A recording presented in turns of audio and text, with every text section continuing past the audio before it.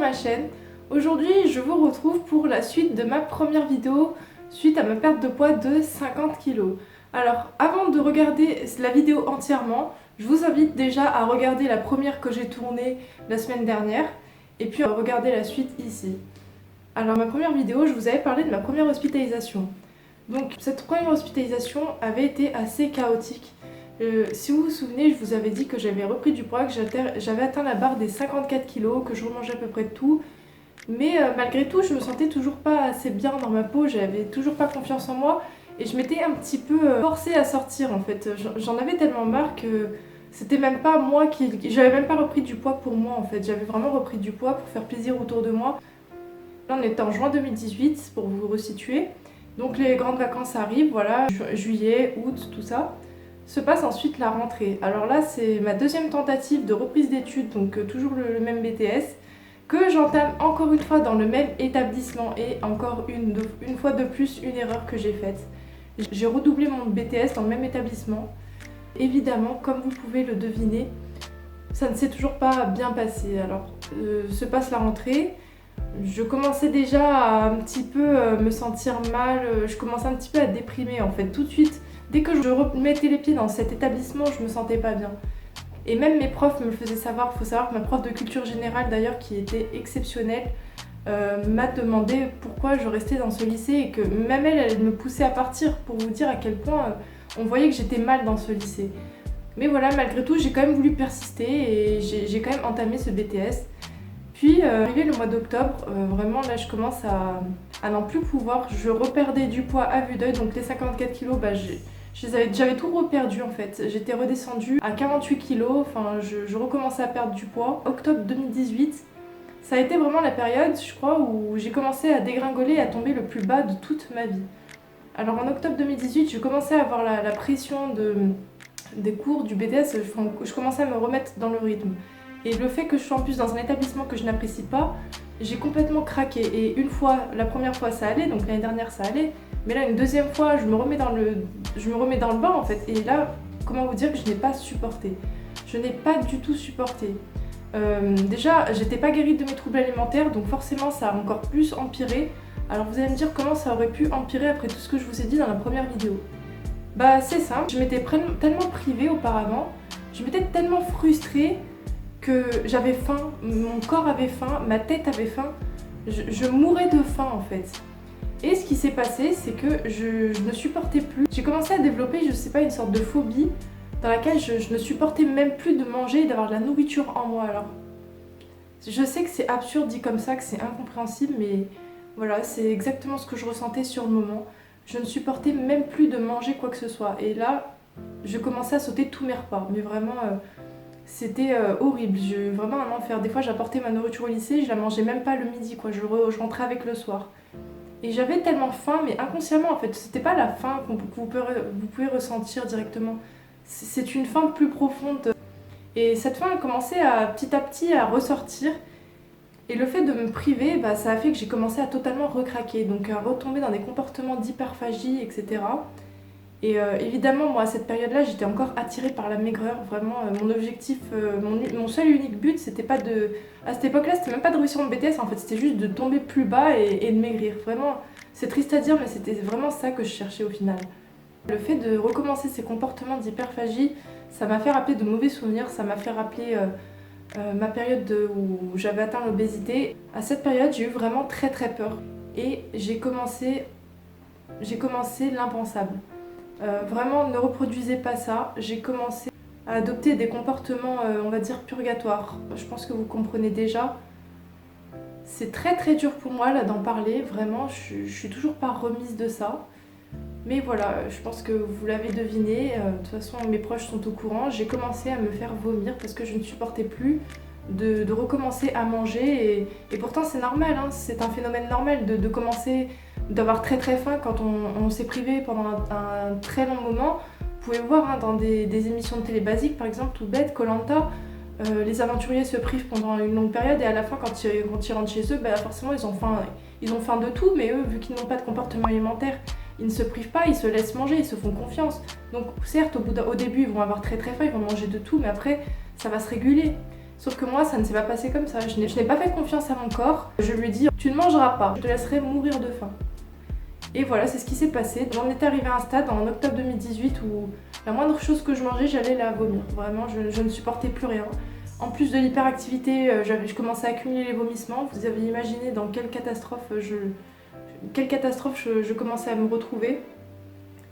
Ça a été vraiment une période extrêmement difficile. Donc voilà, quand je vous dis que c'était une des pires périodes de ma vie, je pense que vous pouvez comprendre. À ce moment-là, donc, j'ai demandé ma deuxième hospitalisation parce que vraiment je sentais que je n'en pouvais plus. J'avais des idées noires, j'avais envie d'en finir, vraiment je n'en pouvais plus. J'étais arrivée au bout de mes forces. Donc j'ai demandé ma deuxième hospitalisation dans la première clinique dans laquelle j'étais. Évidemment, le médecin m'a accepté et on m'a fait rentrer. Sauf que j'étais tellement descendue à un stade bas, vous imaginez les vomissements. En plus, ça a fait que j'ai perdu encore plus de poids. Ma deuxième hospitalisation, en fait, je refusais toujours le soin au début. Vraiment, je ne voulais toujours pas me soigner. Mais j'avais quand même besoin, en quelque sorte, de me recentrer sur moi-même et de m'isoler, de me couper de cet établissement, de la pression sociale. J'avais besoin de m'isoler, en fait, tout simplement.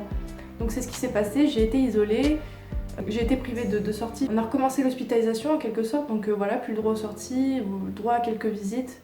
Ça m'a pas empêché de redégringoler et de continuer mes comportements purgatoires dans cet établissement. Donc hyperactivité, vomissement, la totale. Voilà, je vous laisse imaginer la catastrophe, le poids qui a dégringolé. Je suis descendue à 44 kg pour 1m78, je vous rappelle.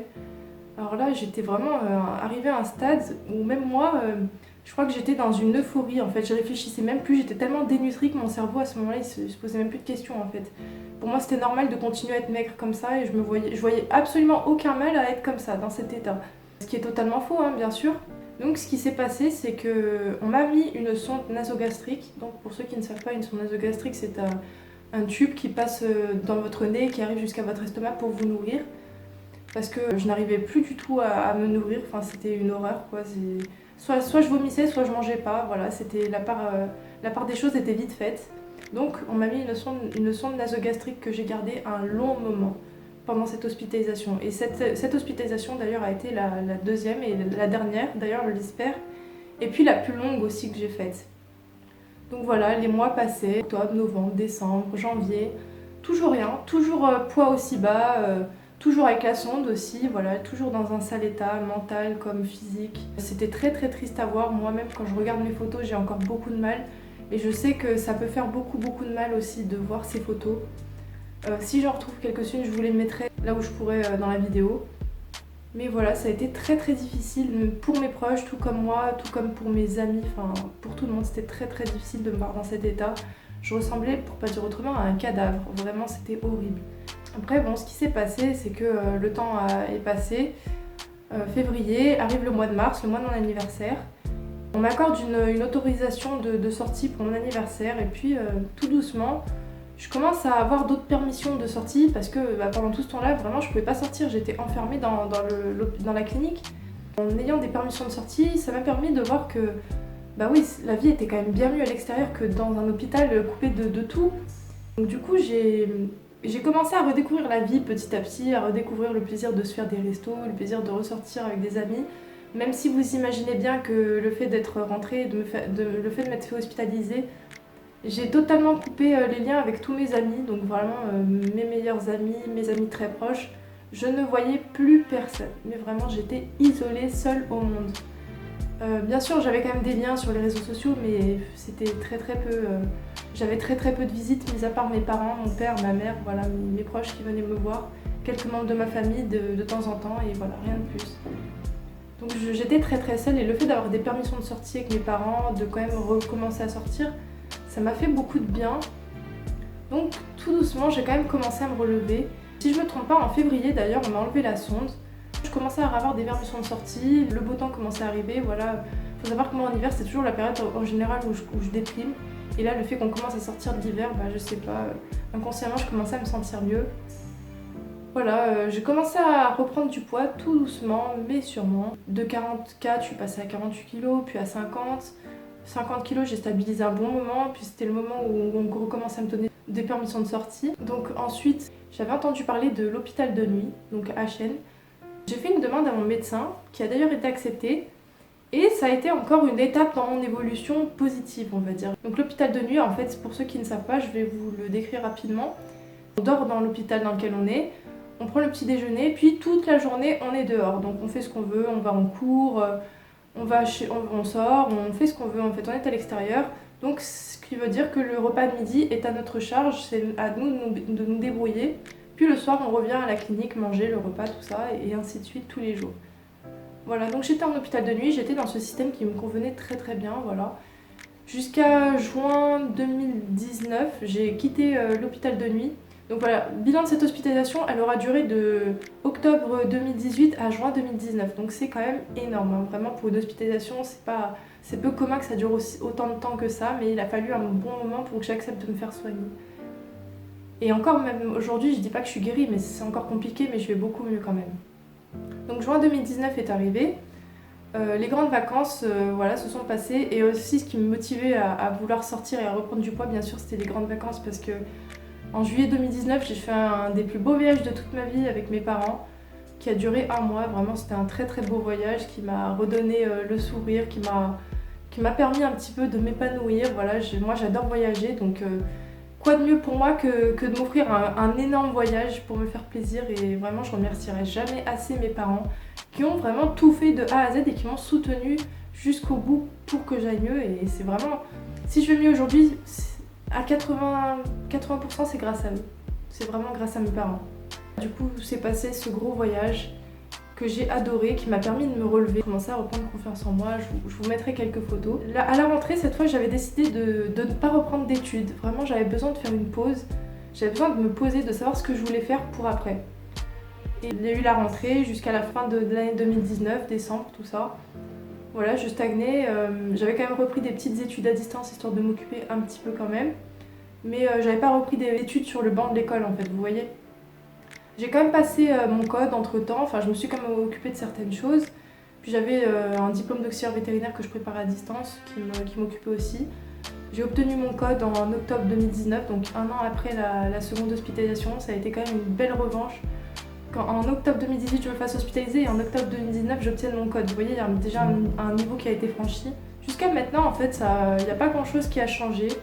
Après voilà, ça a été la vie, j'ai fait des rencontres plus ou moins bonnes on va dire, des rencontres qui ont été même destructrices.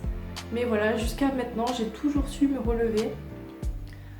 Là, à l'heure où je vous fais cette vidéo, nous sommes en juin 2020.